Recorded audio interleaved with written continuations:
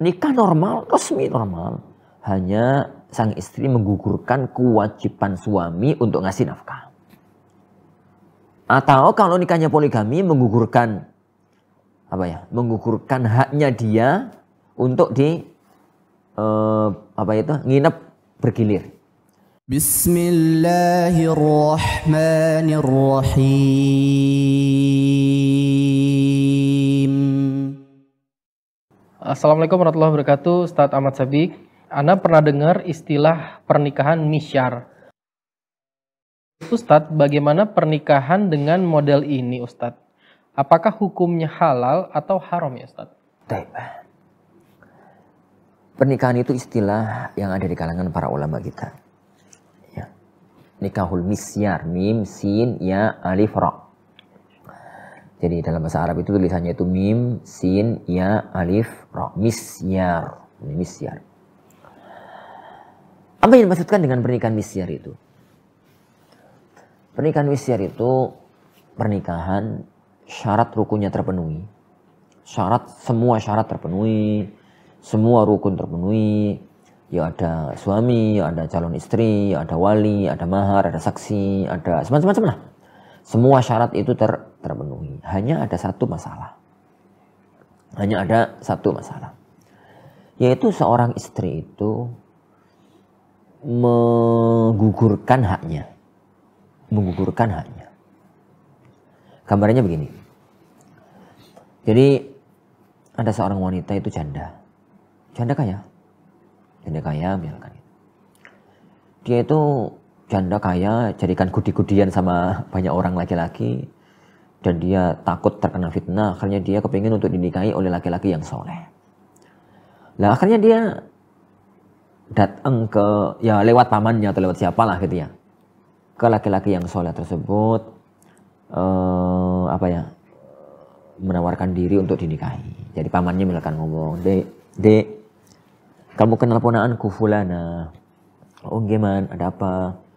Dia itu janda kaya raya tapi nggak punya suami.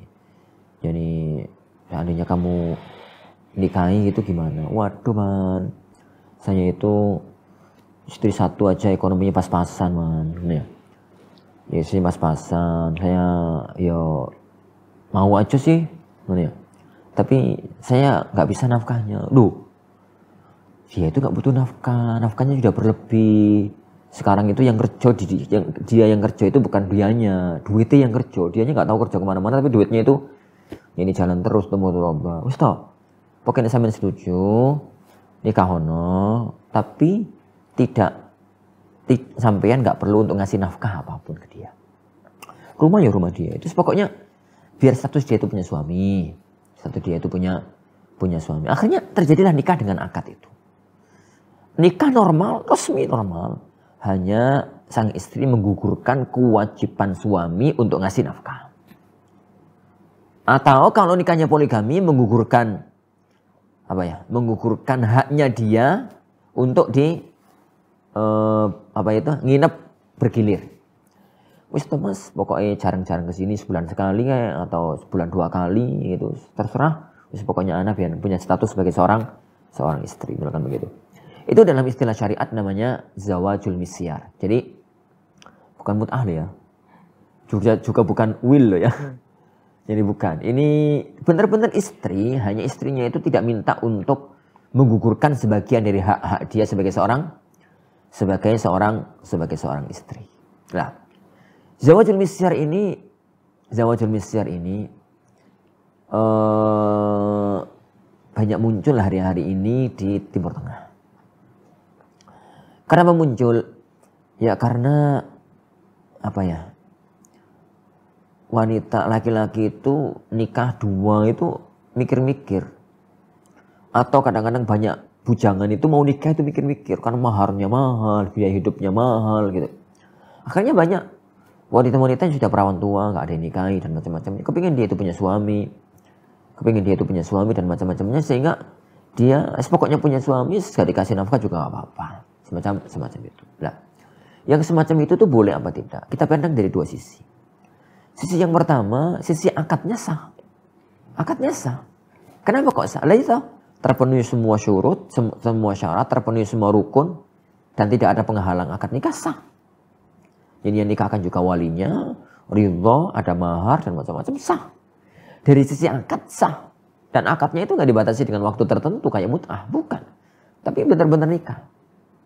Nah, tapi yang berikutnya tentang masalah gugurnya kewajiban tadi. Wallahu alam dengan segala perselisihan yang ada di kalangan para ulama. Jadi yang nampak bagi anak tergantung kondisi. Jadi tergantung kondisi. Tergantung pendorong. Jika pendorongnya itu hanya kepingin seneng-seneng. Jadi seneng-seneng. Wis ini kau aku. Jadi gak usah kasih nafkah, gak usah apa. Seneng-seneng. Kemudian sebulan 2 bulan nanti cerai. Itu mainan itu. Itu permainan itu. Jadi kalau semacam itu haram. Tapi kalau kondisinya semacam yang saya ceritakan di awal tadi. Seorang wanita itu pilihannya berat. Dia bisa jadi menjanda terus atau minta dinikahi sama laki-laki meskipun menggugurkan. Jadi hak-hak dia sebagai seorang. Dalam kondisi semacam itu boleh. Yang anda lihat wallahu a'lam dengan segala perselisihan di kalangan ulama mengenai masalah zawajul misyar ini. Pernikahan misyar itu. Jadi kalau akad nikahnya sah. Hanya yang semacam itu boleh apa tidak. Sangat tergantung kepada kondisi. Hal itu juga. Kalau mau kita cari-cari dalilnya, pernah terjadi pada zaman Rasulullah SAW pada diri Saudah binti Zam'ah. Saudah itu kan istri Rasulullah yang sudah sangat sepuh, sudah bahasa kasaran itu udah mbah gitu ya, sudah sangat sepuh. Karena tatkala beliau menikahi Saudah itu juga sudah agak tua, gitu. Sudah agak tua dan dia merasa jadi bahwasanya bukan karena Rasulullah nggak senang sama dia, bukan. Dia itu ngerosok-ngerosok dewi, punya perasaan lah bahwasanya dia itu sudah tua, sedangkan istri-istri Rasulullah yang lain itu masih muda-muda. Dia itu kepengen agar Rasulullah itu tetap mempertahankan dia sebagai seorang istri. Tapi meskipun dia menggugurkan hak kewajiban, haknya dia terhadap Rasulullah Sallallahu Alaihi Wasallam. Akhirnya beliau ngomong sama Rasulullah, ya Rasulullah, hakku untuk jenengan bergilir malam hari itu aku berikan kepada Aisyah. Akhirnya Aisyah radhiyallahu anha itu dari 9 istri, kalau yang lain itu 9 hari sekali, kalau Aisyah itu 9 hari 2 kali. 1 hari milik beliau sendiri, yang 1 hari miliknya Saudah yang dikasihkan oleh Saudah kepada Aisyah. Lah, yang semacam itu dibolehkan atau dilakukan oleh beliau SAW menunjukkan bahwasanya secara umum boleh. Gitu. Secara umum itu boleh asalkan tujuannya benar, bukan karena hanya kepingin seneng-seneng, hanya kepingin hura-hura. Itu nanti menjadikan pernikahan yang itu adalah akad yang sangat kuat. Allah menyebut pernikahan itu adalah mitsaqan ghalidha. Jadi pernikahan, ikatan yang sangat kuat itu akan hancur kalau memang dibuat main-main yang semacam itu. Jadi jaga tetap ikatan nikah itu dengan ikatan yang kokoh meskipun yang semacam tadi itu digugurkan. Karena nikah itu kadang-kadang bukan hanya karena nafkah, karena faktor-faktor yang lain banyak dan wanita semacam itu kan sedang nggak butuh nafkah, duitnya banyak kok. Jadi semacam itu. Wallahu a'lam bishawab.